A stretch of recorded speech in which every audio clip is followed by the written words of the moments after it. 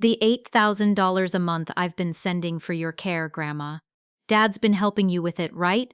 I stared at my grandson across the restaurant table, my mind struggling to process what I'd just heard. $8,000? Dad? You have been giving Grandma the money, haven't you? The color drained from Danny's face. My son, the one I'd been thanking every month for his generous $1,000 help, looked like he'd seen a ghost. $8,000? I whispered. That's when I realized my own son had been lying to me for years. But the truth about what he'd been doing with that money, what I discovered about his secret life while I was rationing heart medication and choosing between food and rent, that changed everything. This is the story of how I learned that sometimes the people you trust most are the ones stealing from you, and how my grandson's surprise visit for Thanksgiving dinner exposed a betrayal so shocking it destroyed our family forever. But it also saved my life. Before we continue, please leave a comment telling us where you're watching from and subscribe to Never Too Old channel. We're creating a community of incredible women who know that our best chapters can happen at any age. Now, back to the story. My name is Grace Bennett, and at 68, I never thought I'd be counting pills like they were diamonds. But there I was this Tuesday morning, shaking my heart medication bottle and hearing only 3 tablets rattle around inside. 3 tablets. That meant 3 more days before I'd have to choose between my prescription and groceries again. I sat at my kitchen table in my little apartment on Maple Street in Columbus, Ohio, staring at the orange bottle. The rent notice lay next to it, stamped in red. Final notice, $200 late fee added. My pension check barely covered the rent, and my part-time job at Peterson's grocery down the block paid just enough for utilities and food. The medications? Well, those were a luxury I couldn't always afford. The irony wasn't lost on me. I'd worked for 35 years as a school secretary, saved every penny with my late husband Frank, and now here I was at nearly 70, still punching a time clock and rationing the pills that kept my heart beating steady. I tucked the bottle into my purse and headed out for my Tuesday afternoon shift. The November air bit through my worn coat as I walked the 4 blocks to Peterson's. My hands were already aching from the cold, but I couldn't afford to call in sick. Every hour mattered. "Morning, Grace," called out Pete Peterson as I hung up my coat in the tiny back office. "How are you feeling today?" "Right as rain," I lied, forcing a smile. Pete was a good man who'd given me this job when no one else would hire someone my age. He didn't need to know about my pill counting or the fact that I'd skipped breakfast to save money. I started my shift restocking the canned goods aisle, each can feeling heavier than it should. My chest felt tight, but I pushed through it. I had to. Around 2 o'clock, Danny walked through the front door. My son always dressed sharp, today in a crisp navy suit and shiny leather shoes that probably cost more than I made in a month. At 42, he still had that charming smile that had gotten him out of trouble as a boy, though his hairline was creeping back and his face showed the stress lines of a man who'd been divorced for 3 years. "Hey there, Mom," he said, wrapping me in a quick hug that smelled like expensive cologne. "Looking good today." "Danny, what a nice surprise. What brings you by?" He reached into his jacket and pulled out an envelope. "Just wanted to drop off this month's help. I know things are tight." I took the envelope, feeling the familiar weight of cash inside. Danny had been helping me out for the past 2 years, giving me $1,000 every month. It wasn't much, but it meant I could eat something besides canned soup and crackers. "You're too good to me," I said, my voice catching slightly. "I don't know what I'd do without you." "Mom, you raised me right. This is the least I can do." He glanced around the store, his expression shifting to something that looked almost like pity. "You sure you need to keep working here? I mean, with what I give you each month." "I like keeping busy," I said quickly. The truth was, even with his help, I still needed every dollar from this job, but I didn't want him to know how bad things really were. Danny was doing enough already. He checked his watch, a sleek silver thing I'd never seen before. "I've got to run, meeting with some clients. You take care of yourself, okay?" After he left, I slipped into the bathroom and opened the envelope. 10 crisp $100 bills, just like always. I folded them carefully and tucked them into my wallet, already calculating how to stretch this money until next month. As I walked back to the canned goods aisle, I caught myself smiling. My son might have his flaws, but he took care of his mother. That meant something. 3 days later, on Friday afternoon, my world tilted sideways. I was restocking the breakfast cereal when the familiar tightness in my chest became something else entirely. The boxes of cornflakes suddenly weighed 100 pounds each, and the fluorescent lights above me started swimming like fish in a bowl. I'd been without my heart pills for 2 days now. I'd taken my last one on Wednesday morning, the day after Danny had visited with the money. The new prescription sat at Walgreens pharmacy with a price tag of $240, money I simply didn't have, even with Danny's $1,000. I'd already allocated every penny to rent, utilities, and food. My hands started tingling. The aisle stretched out in front of me like a tunnel, getting longer and darker with each heartbeat. I tried to call out to Pete, but my voice came out as barely a whisper. The boxes scattered as I went down, hitting the linoleum floor hard enough to rattle my teeth. The last thing I remembered was the ceiling tiles spinning above me and the distant sound of Pete shouting for someone to call 911. I woke up in Riverside Methodist Hospital with an IV in my arm and a young doctor with kind eyes explaining that I'd had what he called a cardiac episode.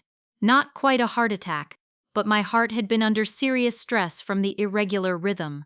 "Mrs. Bennett, when did you last take your prescribed medication?"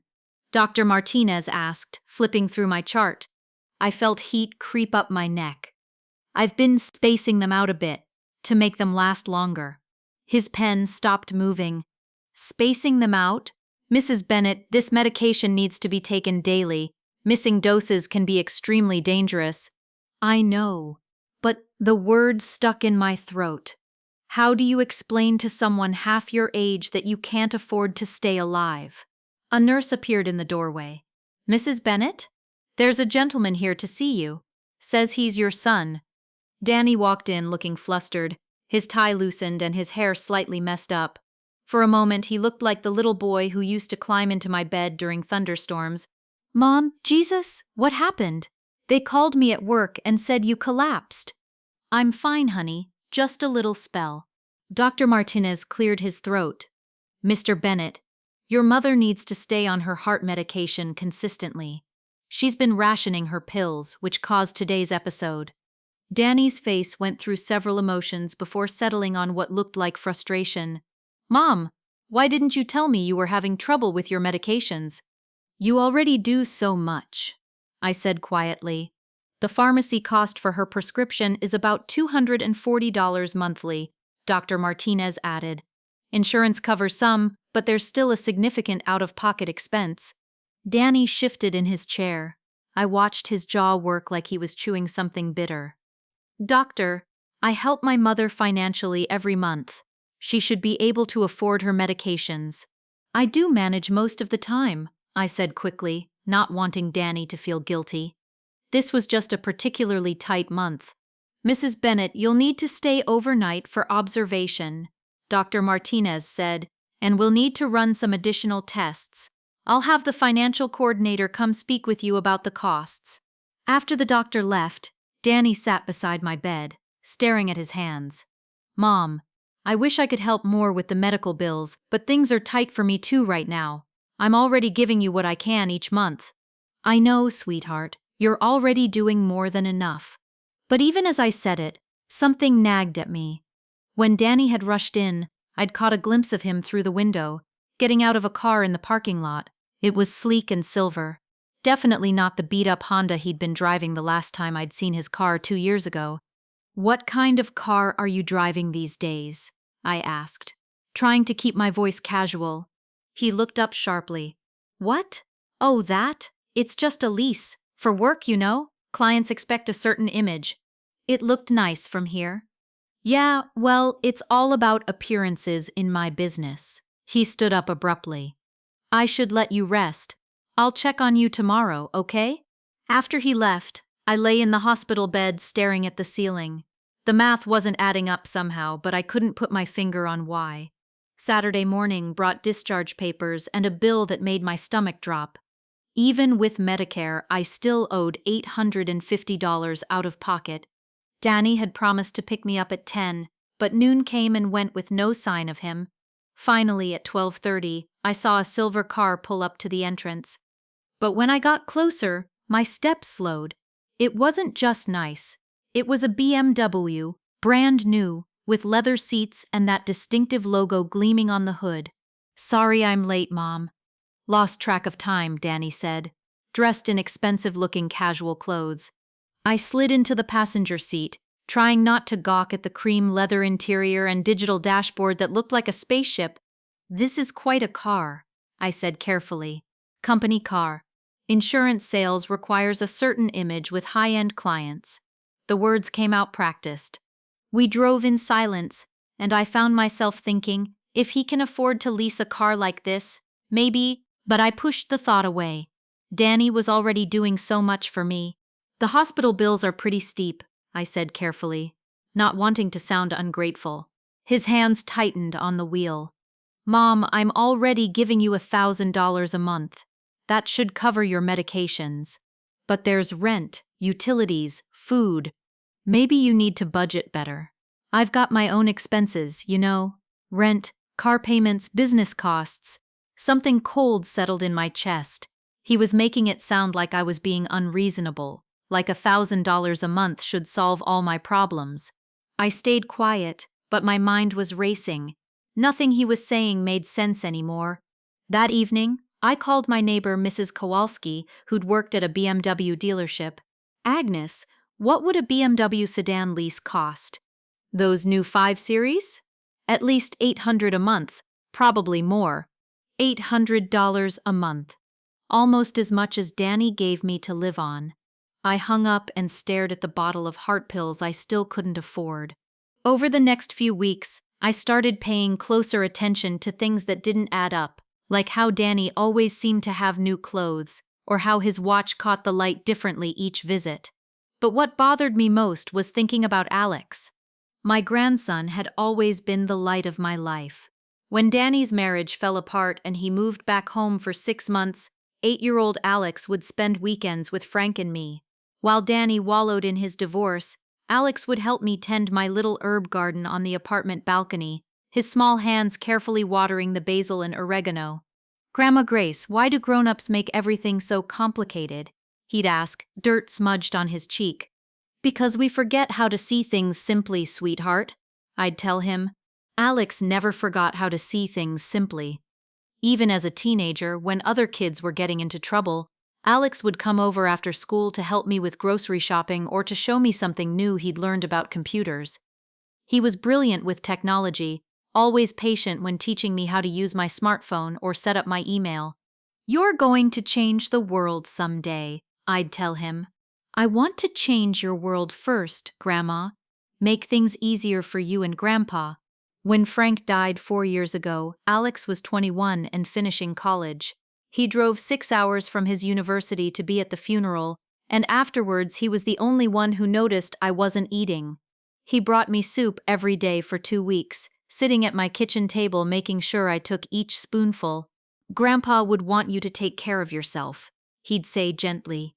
A year later, Alex graduated with his computer science degree and announced he was moving to Dubai. Some technology company wanted him to help develop a new software platform. "It's a huge opportunity, Grandma. If this works out, I'll be able to take care of you the way you and Grandpa took care of me." Danny had driven Alex to the airport. I'd hugged my grandson goodbye, and he'd whispered in my ear, "I'll call you every Sunday, I promise. And someday soon I'm going to make sure you never have to worry about money again." That was 3 years ago. The Sunday calls stopped after just a few months. Whenever I asked Danny about calling Alex, he'd always have an excuse. "The time difference makes it tough, Mom." Or "He's working 18-hour days just to survive over there." Or "His phone plan doesn't allow international calls right now." When I'd ask for Alex's phone number or address in Dubai, Danny would deflect. "I handle all the communication with him, Mom. He specifically asked me to be the go-between so he doesn't get distracted from work. But he sends his love through me all the time." I'd stopped asking after a while. I didn't want to be a burden. The hardest part was the birthdays. Every year on Alex's birthday in March, I'd bake his favorite chocolate chip cookies and ask Danny to send them somehow. Danny would take them and promise to figure out shipping to Dubai, but I never knew if Alex actually received them. For my own birthdays, Danny would bring me a card that he claimed was from Alex, but the handwriting was always Danny's. When I mentioned this once, Danny said Alex had asked him to write it because his handwriting is terrible now from all the computer work. Last Christmas, I'd spent weeks knitting Alex a scarf. I remembered how he used to get cold easily, even as a child. I picked out the softest blue yarn because it matched his eyes, just like his grandfather's. When I gave it to Danny to send, he looked at it for a long moment. "Mom, you know Alex is in Dubai, right? It's like 90 degrees there. He won't need a scarf. Maybe he travels somewhere cold for work?" I'd said hopefully. Danny had taken the scarf, but something in his expression made me wonder if Alex would ever see it. The silence from my grandson hurt more than I let on. Sometimes I'd catch myself setting 3 places at my little kitchen table out of habit, forgetting that it was just me now. I'd talk to his picture on my refrigerator, telling him about my day at the grocery store, or how Mrs. Kowalski's cat had gotten stuck on the fire escape again. "You'd laugh at that story, wouldn't you, sweetheart?" I'd say to the photo of him in his graduation cap and gown. But even with the pain of missing him, I was proud. My grandson was out there in the world, building something important with his brilliant mind.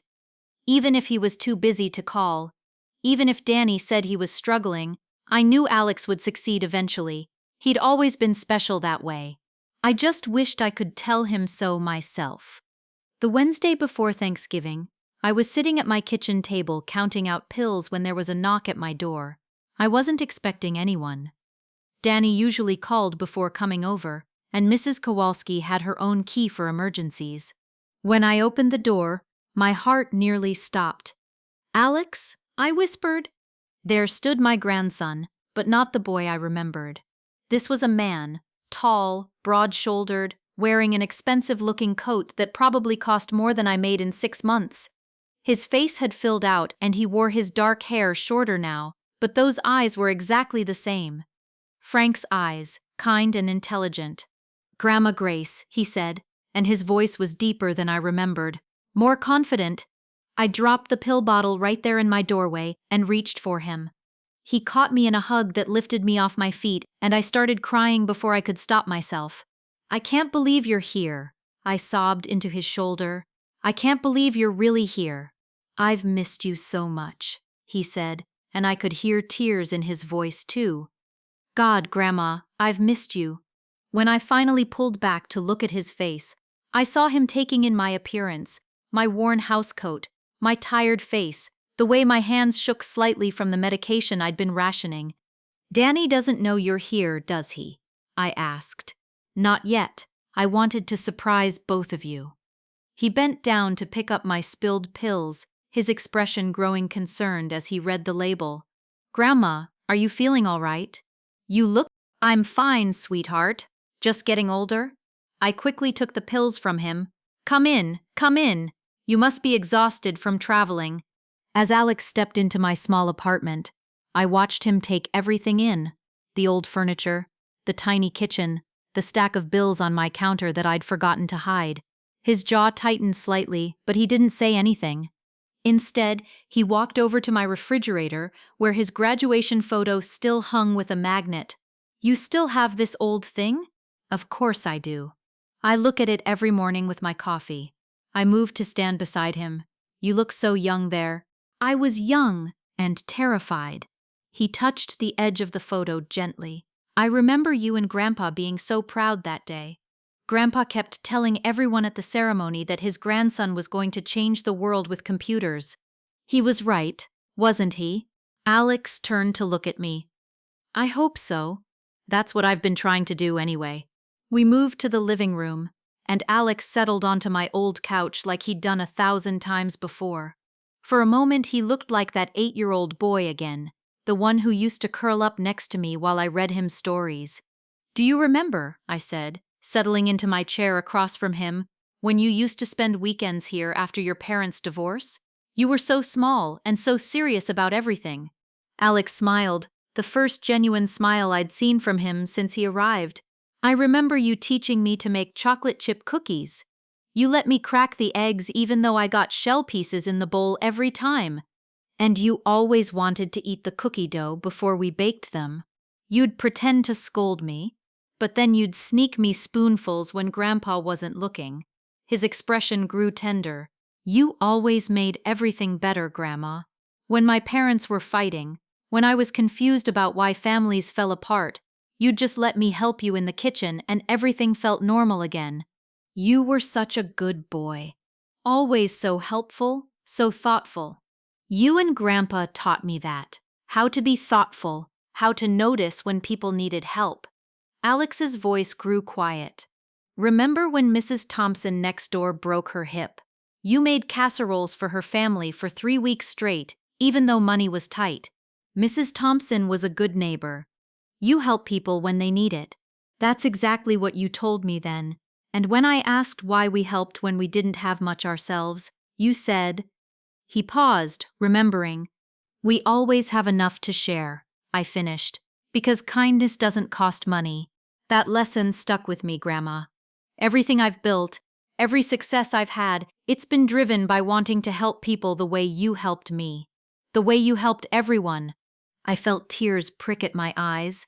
I'm so proud of the man you've become, Alex. Your grandfather would be over the moon. I think about him every day, about both of you. Alex leaned forward, his elbows on his knees. That's actually part of why I'm here.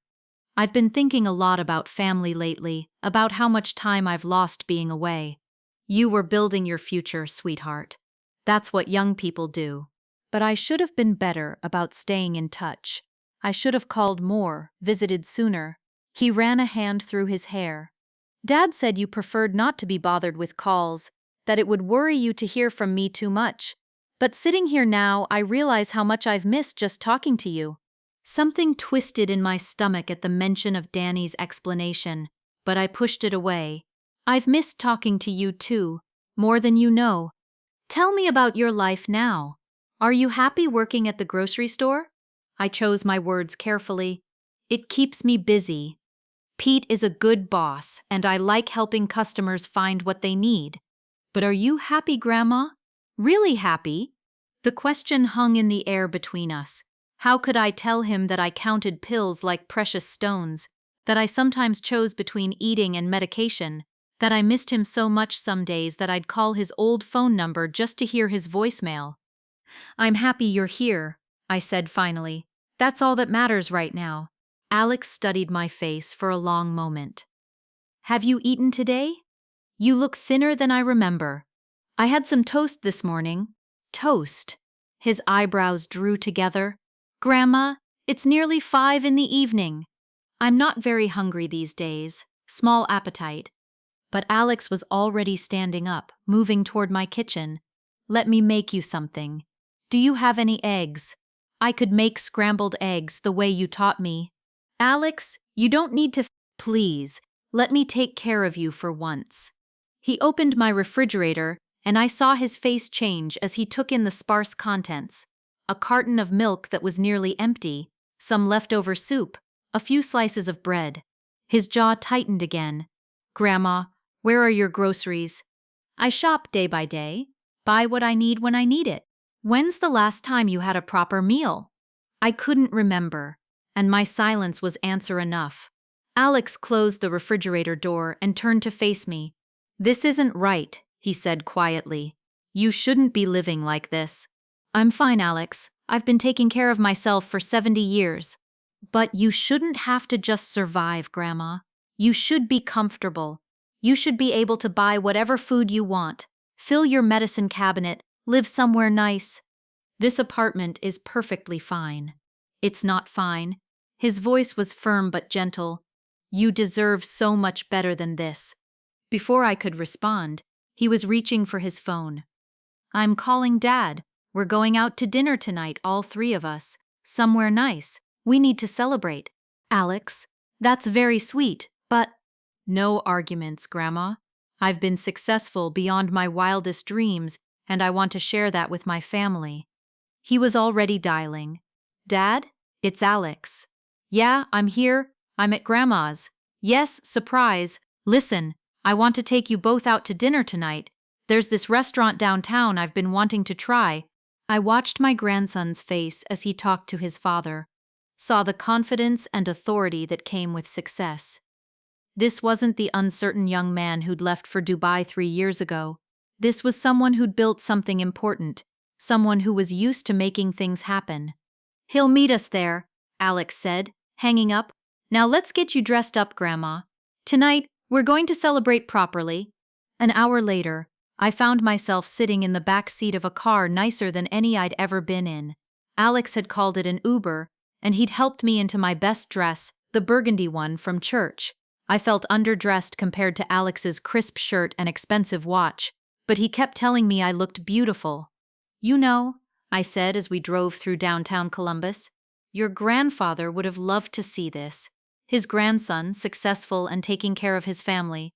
I learned from the best, Alex said, reaching over to squeeze my hand. Everything good about me came from you and Grandpa. The restaurant Alex chose was unlike anywhere I'd ever been. Soft lighting, cloth napkins, servers in black uniforms who seemed to appear whenever you needed something. The menu didn't have prices on it, which made my stomach tighten with worry. Danny arrived 20 minutes late, slightly out of breath and wearing a suit I'd never seen before. His face was flushed, and he kept checking his phone. Son, I can't believe you're here. Danny wrapped Alex in a hug that seemed just a little too enthusiastic. You look great. Dubai's been good to you. It has, Alex said simply, studying his father's face. You look good too, Dad. That's a nice suit. This old thing? Danny tugged at his jacket. Just something for client meetings. We settled into our table, and I found myself caught between joy at having my family together and anxiety about the prices on this menu. The cheapest thing I could find was still more than I spent on groceries in a week. Order whatever you want, Grandma, Alex said, as if reading my thoughts. This is my treat. Alex, you don't have to, please. I've been wanting to do this for a long time. As we looked at the menus, Alex started talking about his business, how well it was doing, the expansion into new markets. Danny nodded along, but I noticed he seemed nervous, fidgeting with his napkin. You know, Dad, Alex said casually as the waiter brought our drinks. I've been meaning to ask you something. How's Grandma been doing with the money I've been sending? I looked up from my menu, confused. Money? Alex turned to me with a smile. The $8,000 a month I've been sending for your care, Grandma. Dad's been helping you with it, right? He looked back at Danny. She's been getting everything she needs? Her medications, better living situation, anything she wants? The color drained from Danny's face. I stared at Alex, then at Danny, my mind struggling to process what I just heard. $8,000? I whispered. Alex's smile faded as he looked between us. Dad, you have been giving Grandma the money, haven't you? The silence stretched across our table like a chasm. Danny's face had gone from flushed to pale in the span of seconds, and I could see a thin sheen of sweat forming on his forehead despite the restaurant's cool air. Of course I've been helping Mom. Danny stammered, his voice barely above a whisper. You know I have, Alex. I give her money every month. How much? Alex's voice was deadly quiet. Danny's eyes darted between Alex and me, then to the other diners around us. Can we discuss this later? Privately? How much, Dad? I felt like I was watching this conversation from underwater. $8,000 a month. Alex had been sending $8,000 a month for my care, and I'd been getting 1,000, I said, my voice cracking. Danny gives me $1,000 a month. Alex's face went very still. The expensive watch on his wrist caught the restaurant's soft lighting as his hands slowly clenched into fists on the white tablecloth. 1,000. He repeated the words like he was trying to make sense of a foreign language. Out of 8,000. Alex, you don't understand, Danny said quickly, his words tumbling over each other. There are expenses, transfer fees, currency exchanges, taxes. $7,000 in fees? Alex's voice carried a dangerous edge that made our waiter, approaching with bread, turn and walk quickly in the other direction. What kind of transfer fees cost $7,000, Dad? It's complicated. International banking, you wouldn't understand. I've been sending money internationally for 3 years, Alex said, his voice growing louder. I know exactly what the fees are. They're about $15. Danny's mouth opened and closed like a fish gasping for air. Around us, other diners had started to notice our table, conversations dropping to whispers as they sensed the tension. Where is the money, Dad? Alex, please, we can talk about this at home. Where is the money? The question exploded across the restaurant loud enough that several tables went completely silent. Our waiter retreated to the safety of the kitchen, and I saw a manager start walking in our direction. I sat frozen in my chair, my mind racing to process what I was hearing. $7,000. Danny had been stealing $7,000 every month while I rationed heart medication and chose between rent and groceries. You've been living off my money, Alex continued, his voice now low and controlled, which somehow seemed more frightening than when he'd shouted. The BMW, the expensive clothes, the nice restaurants, all of it paid for with money I sent to keep my grandmother alive. Son, it's not like that, isn't it? Alex pulled out his phone and started scrolling through something. Let me see. I've been sending you $8,000 for Grandma and another $8,000 for your own expenses. $16,000 a month, Dad. $16,000, and you still stole from her. Another $8,000? My head started spinning. Alex had been sending Danny his own money too. I give you almost $200,000 a year, Alex said, each word carefully enunciated, and you let your mother live in poverty while you drive around in a BMW? Danny's face crumpled. Alex, you don't understand how hard it's been. Starting over, trying to rebuild my life, finding work at my age. Your divorce was 17 years ago. I know, but finding steady work, it's been difficult. You don't have a job, do you, Dad? The question hung in the air like a blade. Danny's mouth worked silently. The insurance sales, the client meetings, all of it. Lies. Alex leaned back in his chair, staring at his father like he'd never seen him before. You've been living entirely off the money I send you, and you still couldn't leave Grandma's portion alone. I found my voice, though it sounded strange and far away. You don't have a job? Danny turned to me with tears in his eyes. Mom, I can explain. You've been pretending to go to work for 2 years? It's not that simple. You told me you were helping me out of the goodness of your heart, I said, my voice growing stronger. You let me thank you over and over for your generosity. You let me feel guilty for needing help. I was helping you. I gave you $1,000 every month. My money. Alex slammed his hand on the table, making the water glasses jump. You gave her 1/8 of her own money and took credit for it. The manager had reached our table, a middle-aged woman with kind eyes and the practiced calm of someone who dealt with difficult situations before. Gentlemen, ladies, I'm going to have to ask you to keep your voices down, she said softly. You're disturbing other guests. Alex looked up at her, and I saw him make a visible effort to control himself. I'm sorry. We'll be leaving soon. Perhaps I could arrange a private dining room, she offered. That won't be necessary. Alex stood up, pulling out his wallet. He placed several $100s on the table without counting them. For the inconvenience. He turned to me, and his expression softened completely. Grandma, will you come with me? I think we need to have a conversation away from here. I nodded, not trusting my voice. As I started to stand, Danny reached for my arm. Mom, please, let me explain. There's so much you don't understand. I looked down at his hand on my arm, then at his face. This was my son, the boy I'd raised, the man I'd been so grateful to for his monthly help, the man who'd been stealing from his own mother while she couldn't afford medicine. Don't touch me, I said quietly. Mom, I said, don't touch me. I pulled my arm free and stood up. I don't want to hear your explanations, Danny. I don't want to hear anything from you right now. Alex was beside me instantly, offering his arm for support. Are you okay, Grandma? I looked back at Danny, sitting alone at our table with tears streaming down his face, surrounded by the wreckage of his lies. Part of me wanted to comfort him, the way I'd comforted him through every scrape and heartbreak of his life, but a larger part of me felt something I'd never felt toward my son before. Disgust. I'm fine, I told Alex. I'm ready to go. As we walked out of the restaurant, I heard Danny call after us. Mom, Alex, please, we're family. Alex paused at the door and turned back. Family doesn't steal from each other, Dad. Family doesn't let their mother choose between medication and food while they drive around in luxury cars. I can fix this. I can pay it back. With what money? You don't have a job, remember?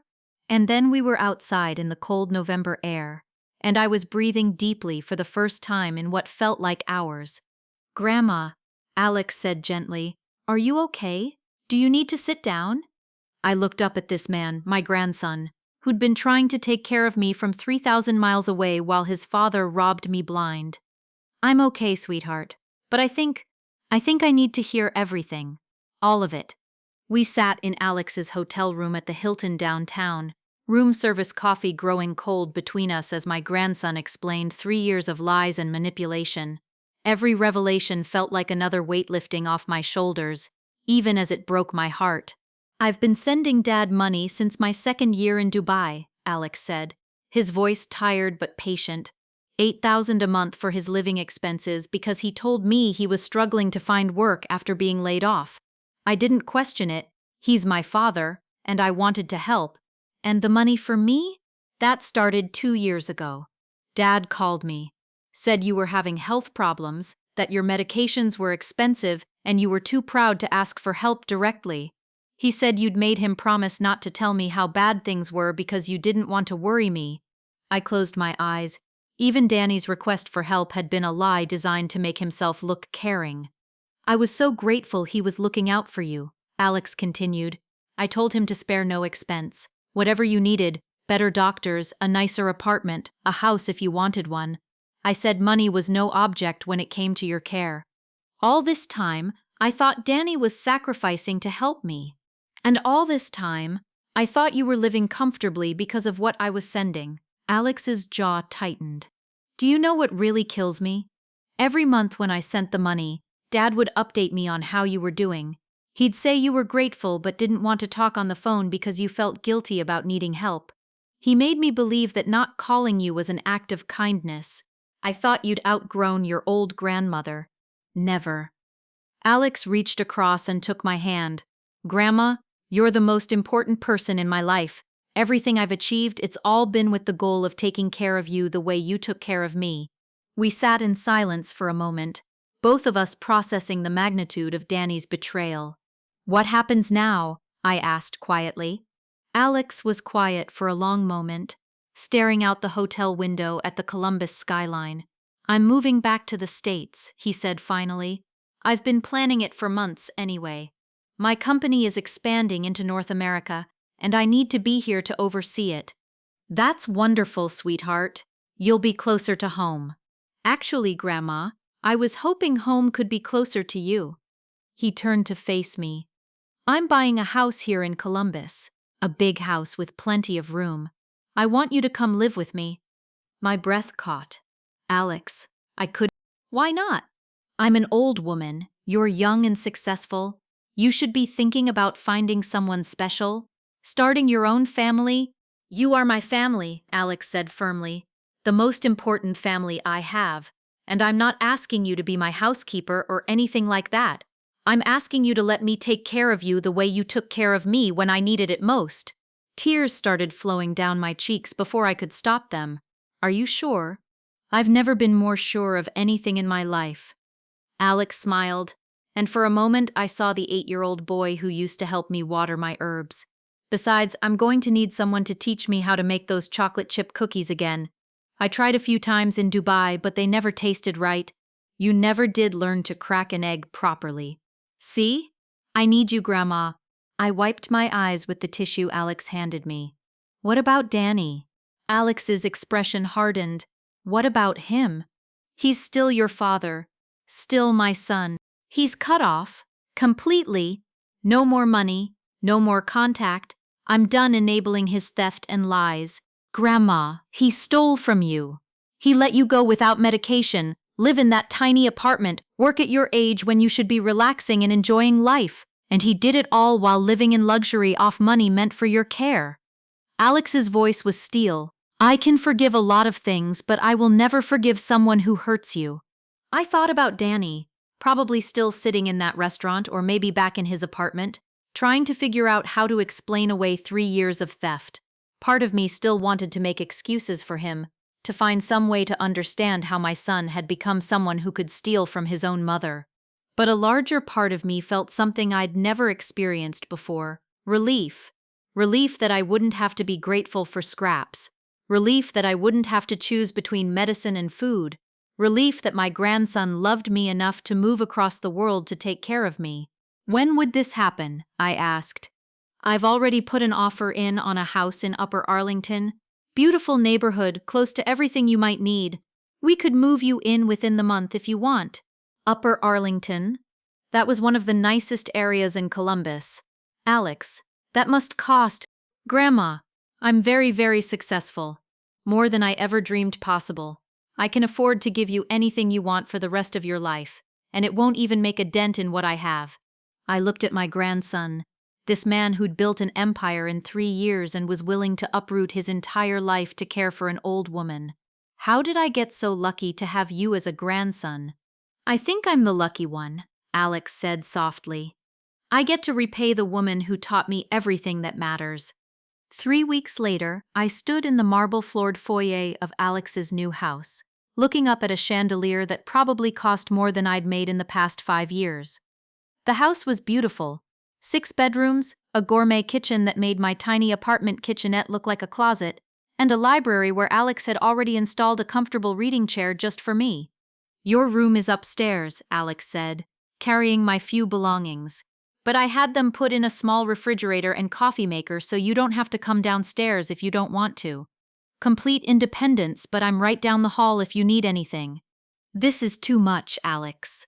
It's not nearly enough. He set down my suitcase and hugged me. Welcome home, Grandma. That first morning, I woke up in a bed softer than clouds, in a room larger than my entire old apartment. Sunlight streamed through windows that looked out onto a garden that would make my little herb collection look like weeds. I made my way downstairs to find Alex in the kitchen, standing over the stove with a confused expression on his face. Having trouble? I asked. I'm trying to make scrambled eggs, he admitted, but they keep turning into... I laughed, actually laughed, for the first time in longer than I could remember. Move over, sweetheart. Let me show you how it's done. As I taught my successful, brilliant grandson how to properly scramble eggs in his gourmet kitchen, I thought about Danny. He'd called Alex's phone dozens of times, but Alex never answered. He'd even shown up at my old apartment, but I was already gone. Mrs. Kowalski told me later that he'd cried on the front steps. Part of me felt sorry for him, but a larger part of me understood that some betrayals are too deep to forgive. Danny had chosen his BMW over his mother's medication. He'd chosen his comfort over my survival. Alex had chosen to give up his life in Dubai to make sure I never went without again. There, I said, as Alex took his first bite of properly cooked eggs. How's that? Perfect, he said, smiling at me. Absolutely perfect. As I watched my grandson eat breakfast in our beautiful kitchen, I realized something profound. I was finally truly home. Not because of the marble floors, or the chandelier, or the garden outside, but because I was with someone who loved me enough to cross oceans to take care of me. At 68 years old, after 3 years of counting pills and choosing between food and medicine, I was finally living the life my grandson had dreamed of giving me. And Danny? Well, Danny was learning what it felt like to live without family to steal from. Some people might say that was cruel, but I called it justice. So, that's my story.